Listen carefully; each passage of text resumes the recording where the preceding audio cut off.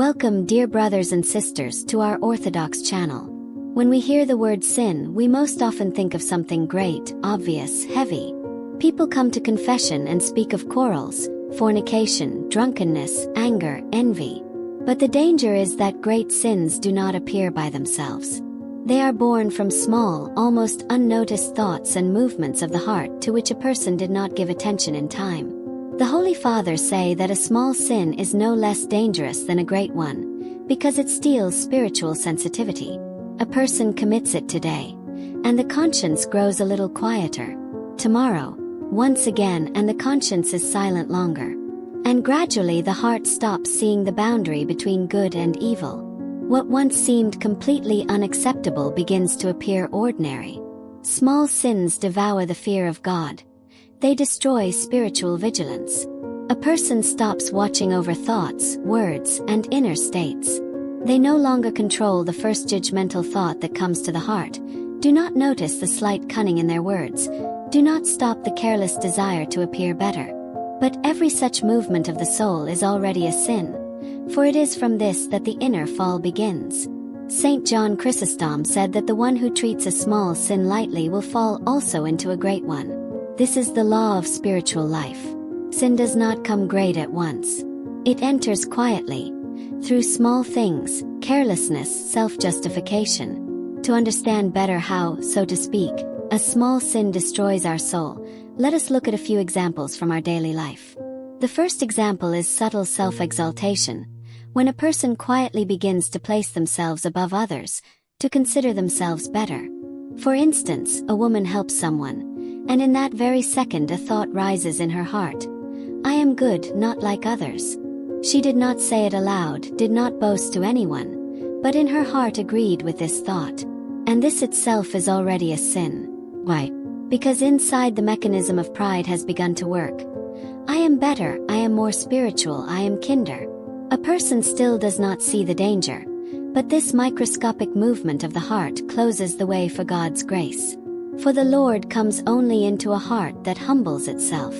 But here there is a restless, self-satisfied thought.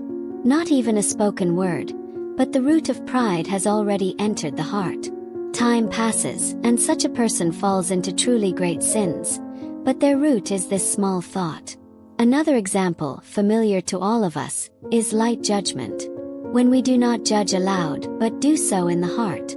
Everyone knows the heavy sin of judgment, but here is its subtle form. Without saying anything, without offending anyone, simply uttering in the mind a dissatisfied evaluation.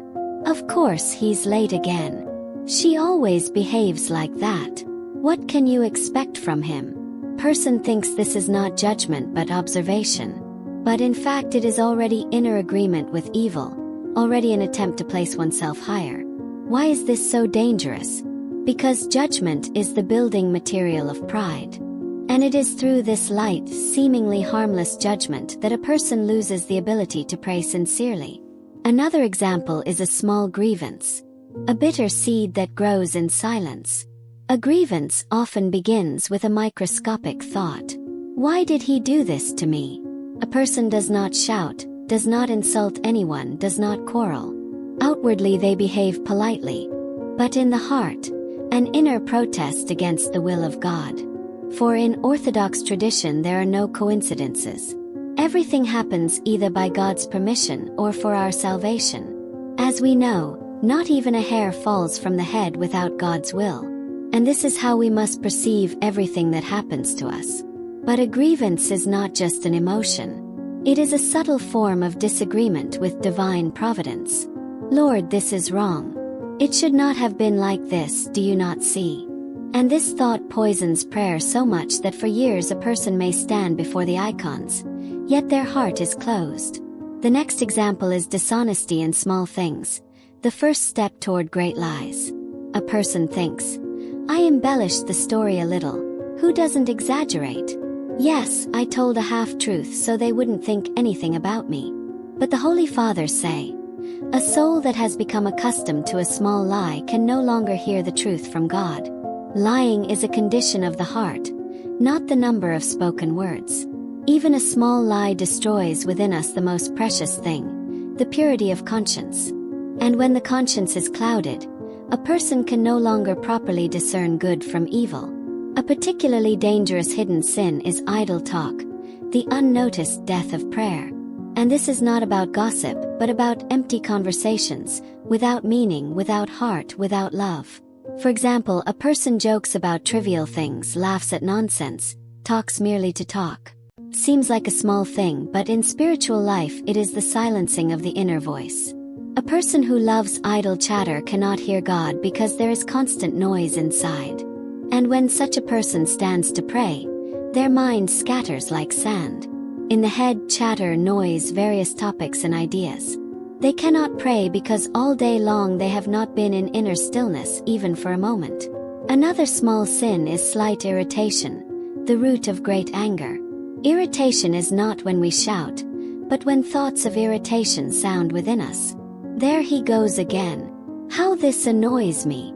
It is a form of dissatisfaction with one's neighbor, and therefore with God's creation. The saints said, "If you have not conquered irritation, you will not conquer anger."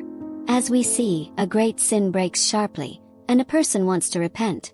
But a small sin poisons us slowly, and a person does not notice how they have become different, and the soul, darker. There is only one salvation. We must remain in spiritual vigilance, be attentive to every movement of our heart, not allow a sinful thought to dwell within us, not allow the tongue to speak whatever it wishes, not allow the heart to accept darkness, even if it seems insignificant. At the toll houses the soul will answer for everything, for great sins and for the smallest ones we did not even think about. There will be no small things there, for in the light of God every movement of the heart is visible. Therefore salvation begins with the small, with attentiveness, with vigilance, with a repentant thought that does not allow sin to take root. And the one who guards the small with God's help will preserve himself also from the great.